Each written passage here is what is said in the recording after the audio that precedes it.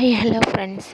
അപ്പോൾ കൂടുതൽ വിവരങ്ങൾ അറിയാൻ എൻ്റെ ഈ കൊച്ചു ചാനൽ ഫോളോ ചെയ്യാനും സപ്പോർട്ട് ചെയ്യാനും നിങ്ങൾ മറക്കാതിരിക്കുക. കർണാടകയിലെ ശിരൂരിൽ മണ്ണിലിടിച്ചിനെ തുടർന്ന് കാണാതായ അർജുനുമായുള്ള തിരച്ചിൽ നാവികസേന ഇന്നും തുടരും. ഗംഗാവലി നദിയിൽ ട്രക്കിൻ്റെ സാന്നിധ്യം കണ്ടെത്തിയതിനാൽ ട്രക്ക് കേന്ദ്രീകരിച്ചാണ് തിരച്ചിൽ. മോശം കാലാവസ്ഥ തുടരുന്നതിനാൽ ട്രക്കിന് സമീപത്തേക്ക് എത്താൻ സാധിക്കാത്ത അവസ്ഥയാണ് ഉള്ളത്. പ്രദേശത്ത് ഇന്നും കനത്ത മഴ തുടരുമെന്ന മുന്നറിയിപ്പാണ് കാലാവസ്ഥാ വകുപ്പ് നൽകുന്നത്. അപകടം നടന്ന ശിരൂരിൽ ഉൾപ്പെട്ട ഉത്തര കന്നഡയിൽ 3 ദിവസം ഓറഞ്ച് അലേർട്ടാണ് പ്രഖ്യാപിച്ചിരിക്കുന്നത്. ഇടവിട്ട് എത്തുന്ന അതിശക്തമായ മഴയും കാറ്റും തിരച്ചിലിനെ ബാധിക്കുകയാണ്. കാലാവസ്ഥ അനുകൂലമായാൽ മാത്രമാകും ഡ്രൈവർമാർ നദിയിൽ ഇറങ്ങുക. കനത്ത മഴയും നദിയിലെ കുത്തൊഴുക്കും മൂലം ട്രക്കിന് സമീപത്തേക്ക് എത്താൻ സാധിക്കാത്ത അവസ്ഥയാണ് ഉള്ളത്. കാലാവസ്ഥ അനുകൂലമാക്കേണ്ടത് ആവശ്യമാണെന്ന് ഉത്തര കന്നഡ കളക്ടർ ലക്ഷ്മപ്രിയ പറഞ്ഞു. അടിയൊഴുക്ക് കുറയുന്നത് വരെ കാത്തിരിക്കേണ്ട അവസ്ഥയാണ് ഉള്ളത്. നാവികസേന അംഗങ്ങളുടെ സുരക്ഷിതത്വം കൂടി പരിഗണിക്കേണ്ടതുണ്ടെന്ന് ജില്ലാ കളക്ടർ വ്യക്തമാക്കി.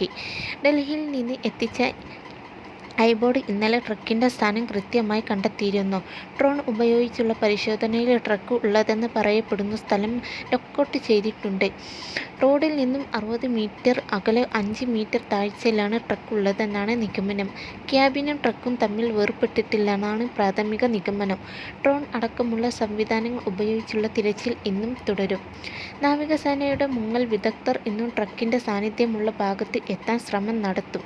ട്രക്ക് ഉയർത്താനാകുമോ എന്നടക്കമുള്ള കാര്യങ്ങൾ തുടർന്നാകും പരിശോധിക്കുക. എന്നാൽ കനത്ത മഴയും നദിയിലെ അടിയൊഴുക്കും ഈ നീക്കങ്ങൾക്ക് തടസ്സമാകും. കലങ്ങിമറിഞ്ഞാണ് പുഴ ഒഴുകുന്നത്. കനത്ത മഴയ്ക്ക് പിന്നാലെ നദിയിലേക്കുള്ള നീരൊഴുക്ക് വലിയ രീതിയിൽ വർദ്ധിച്ച അവസ്ഥയാണ് ഉള്ളതെന്ന് ദൗത്യസംഘത്തിന് നേതൃത്വം നൽകുന്ന മലയാളി റിട്ട മാനേജർ ജനറൽ ഇന്ദ്രബാലൻ നമ്പ്യാർ വ്യക്തമാക്കി.